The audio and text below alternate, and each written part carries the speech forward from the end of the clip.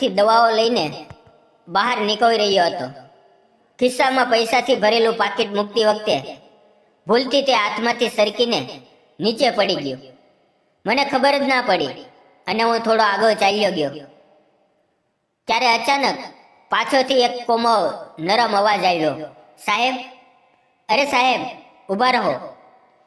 મેં પાછું વળીને જોયું તો એક છોકરી ઝડપથી મારી તરફ દોડીતી આવતી હતી. હાથમાં મારું જ પાકીટ હતું.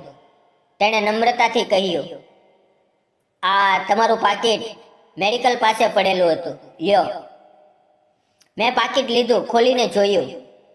એક પણ રૂપિયો ઓછો નહોતો. આજના જમાનામાં આટલા પૈસાથી ભરેલું પાકીટ કોઈ પાછું આપે એ જ આશ્ચર્યની વાત હતી. હું તેની સામે જોઈ રહ્યો. તે ખૂબ જ સુંદર હતી. ગોરો રંગ, મોટી મોટી આંખો, લાંબા કાળા વાળ, માથે હળવો દુપટ્ટો, પણ ચહેરા પર થાક, તણાવ અને બીમારીની હળવી ઝલક હતી. જાણે ઘણા દિવસોથી ઊંઘ ના આવી હોય. મેં કહ્યું, ખરેખર તમે આ પાકીટ પાછું આપીને મારા પર ખૂબ મોટો ઉપકાર કર્યો. આજકાલ કોઈ આટલી ઈમાનદારી નથી બતાવતું. લ્યો, આ તમારા માટે. અને મેં 500 રૂપિયાની નોટ કાઢીને તેની તરફ વધારી. પણ તેણે તરત જ એક પગલું પાછું ખેંચી અને કહ્યું, ના સાહેબ, મને આવા પૈસા નથી જોતા. મફતનો 1 રૂપિયો પણ મારા પેટમાં નથી જતો અને ક્યારેય જવા પણ દીધો નથી. મફતના પૈસા હાથનું પાપ બની જાય છે અને પાપ કદી કામનું નથી હોતું. જેટલી સરળતાથી મળે છે એ જ એટલી જ મોટી તકલીફ આવે છે. તેના શબ્દોમાં એટલી સાદગી, એટલી હિંમત અને એટલું સ્વાભિમાન હતું કે હું એકદમ સ્તબ્ધ થઈ ગયો. ગરીબ હતી, બીમાર લાગતી હતી, છતાં એના મનની ઊંચાઈ મારી સામે ચમકી રહી હતી. એટલામાં તેણે થોડી ઝીઝક સાથે કહ્યું, સાહેબ, સાહેબ, જો તમારી ઓળખાણમાં કોઈ કામ હોય તો કહેજો. ઘણા દિવસથી કામ શોધું છું. ઘરની હાલત ખૂબ ખરાબ છે. એની આંખોમાં એક છુપાયેલું દર્દ અને એક મજબૂત ઈચ્છા બંને એક સાથે દેખાતા હતા. હું એના દર્દને સ્પષ્ટ અનુભવી શકતો હતો. મેં પૂછ્યું, તમે શું કામ કરી શકો છો? તેણે હળવો શ્વાસ લઈને કહ્યું, કોઈ પણ કામ કરી લઈશ. તમે જે કહો એ. બસ ઘરનો ગુજારો ચાલે એટલે કામ મળવું ખૂબ જરૂરી છે. મેં થોડી વાર વિચાર્યું. હું એકલો રહું છું. ઘરનું કામ, ખાવાનું, સાફ સફાઈ બધું મારે જાતે કરવું પડે છે. મેં કહ્યું, જો તમને મંજૂર હોય તો મારા ઘરે કામ કરી શકો. હું એકલો રહું છું.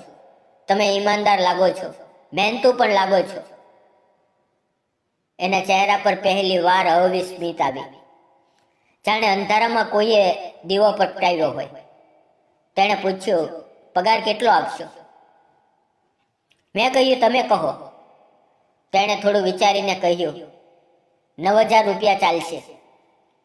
મને એ રકમ ખૂબ ઓછી લાગી, પણ એના માટે એ જીવન બદલી નાખે એવી રકમ હતી.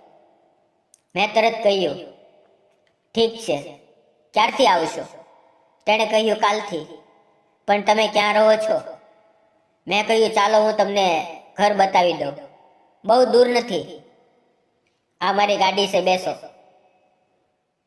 તે થોડી નબોળી લાગતી હતી. ધીમેથી પાછળની સીટ પર બેઠી. રસ્તામાં મેં પૂછ્યું, તમારું નામ શું છે? તે થોડી શરમાઈ અને કહ્યું, કાંચન. મેં હસીને કહ્યું, વાહ, નામ જેવી સુંદર. તેણે હળવું સ્મિત કર્યું અને પૂછ્યું, અને તમારું નામ? સુહાસ. થોડી જ વારમાં અમારું ઘર આવી ગયું. મેં ગાડી પાર્ક કરી. એને દરવાજો ખોલીને અંદર બોલાવી. એની ચાલમાં થાક અને નબળાઈ સ્પષ્ટ દેખાતી હતી. હું તેને ઘરમાં લઈ ગયો. હોલ, બેડરૂમ, કિચન, બાલ્કની બધું બતાવ્યું. તેણે ધીમેથી કહ્યું, તમારું ઘર ખૂબ સુંદર છે, અને મોટું પણ. મેં કહ્યું ભાડે છે, પણ રહેવાનું ગમે છે. બેસો, હું ચા બનાવું. હું કિચનમાં ગયો અને ગરમા ગરમ 2 કપ ચા બનાવી. ચા ઉકળતી હતી ત્યારે એની સુગંધ આખા ઘરમાં ફેલાઈ ગઈ. 2 કપ લઈને હોલમાં આવ્યો તો કાંચન ઊભી થઈ ગઈ. મેં કહ્યું બેસો. ચા આપી. ચા પીતા પીતા એના ચહેરા પર થોડી શાંતિ અને ગરમાહટ આવી. ચા પૂરી થતાં મેં ખિસ્સામાંથી 2000 રૂપિયા કાઢીને કહ્યું, લ્યો, આ એડવાન્સ. તમારા ખર્ચામાં કામ લાગશે. તેણે ના કહી, પણ મેં એના હાથમાં મૂકી દીધા. એનો નરમ હાથ હળવો સ્પર્શ થયો. એ સ્પર્શમાં ઈચ્છા નહોતી, ફક્ત ભરોસો અને ઇન્સાનિયત હતી. એણે શરમાઈને હળવું સ્મિત કર્યું. મેં કહ્યું, ગભરાશો નહીં. કાલથી તું મારા ઘરે કામ કરવા આવે છે, એટલે તને કામવાળી નથી સમજતો. તું મારા ઘરની ભરોસાવાળી વ્યક્તિ જેવી લાગે છે. એની આંખોમાં ગરમાહટ ભરાઈ ગઈ. ધીમેથી કહ્યું, હા, આવીશ. મેં પૂછ્યું, હું તને ઘરે મૂકવા આવું? તેણે તરત કહ્યું, ના ના, હું રિક્ષાથી ચાલી જઈશ. મારું ઘર અહીંયાથી માંડ 1.5 કિલોમીટર જ દૂર છે. એ દરવાજેથી બહાર નીકળી. એની નાજુક આકૃતિ ધીમે ધીમે દૂર જતી રહી. પણ મારા મનમાં એનું સ્થાન એકદમ મજબૂત થઈ ગયું હતું. એ રાત્રે ઊંઘ ના આવી. કાંચનનો ચહેરો, એની ઈમાનદારી, એનું સ્વાભિમાન, બધું યાદ આવતું હતું. બીજે દિવસે સવારે ઠીક 7 વાગ્યે દરવાજે ટકોર થયો. મેં દરવાજો ખોલ્યો તો કાંચન સાડીમાં, સાદી પણ એટલી સુંદર કે સવારની કિરણો પણ ફીક્કી લાગે. એક પણ શબ્દ વગર અંદર આવી. ઝાડુ લઈને સફાઈ કરવા લાગી. એના હાથની ઝડપ, એની મહેનત જોઈને હું દંગ રહી ગયો. પછી ચા બનાવી, નાસ્તો બનાવ્યો, બધું ઘર જેવું. મેં તેને કહ્યું, તું પણ ખા. એ શરમાઈ, પણ મારા આગ્રહથી 2-4 ટુકડા ખાઈ લીધા. એની આંખોમાં મારા માટે પહેલી વાર ભરોસાની ચમક દેખાઈ. એ દિવસથી કાંચનનું રોજ આવવું ચાલુ થયું. સવારે ગરમ ચા નાસ્તાથી દિવસ શરૂ થાય. ટિફિન ભરીને ઓફિસ જાઓ. સાંજે ગરમા ગરમ જમવાનું તૈયાર. હવે ઘરમાં એક અજબ શાંતિ અને ગરમાહટ આવી ગઈ. એવી જ રીતે 1 મહિનો પૂરો થયો. એક સાંજે હું પગાર લઈને ઘરે આવ્યો. કાંચન કામ પૂરું કરીને જવાની તૈયાર થઈ ગઈ હતી. મેં એને રોકી. એક નાનકડું બંડલ એના હાથમાં મૂક્યું. 12,000 રૂપિયા. એણે ગણ્યા અને ચોંકી ગઈ. સાહેબ, તમે વધારે આપી દીધા. મારો પગાર તો 9,000 છે. તે 3,000 પાછા આપવા લાગી. મેં એનો નરમ હાથ પકડીને રોકી.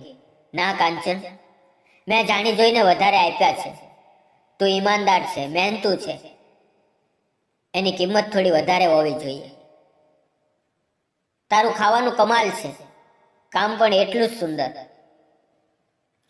પણ એણે એ 3,000 મારા હાથમાં પાછા મૂકી દીધા. એની આંખોમાં પાણી હતું. ના સાહેબ, મને મારી મહેનતના જ પૈસા જોઈએ. એ સમયે મને ખબર પડી કે હું એને દિલથી ચાહવા લાગ્યો છું. હવે 4-5 મહિના વીતી ગયા. કાંચન હવે મારા ઘરનો એક ભાગ બની ગઈ હતી. એની દરેક હરકતમાં આદર, મમતા અને ધીમે ધીમે એક શાંત વિશ્વાસ દેખાવા લાગ્યો. પણ એની આંખોમાં ક્યાંક ઊંડે એક જૂનું દુઃખ હજુ જીવતું હતું.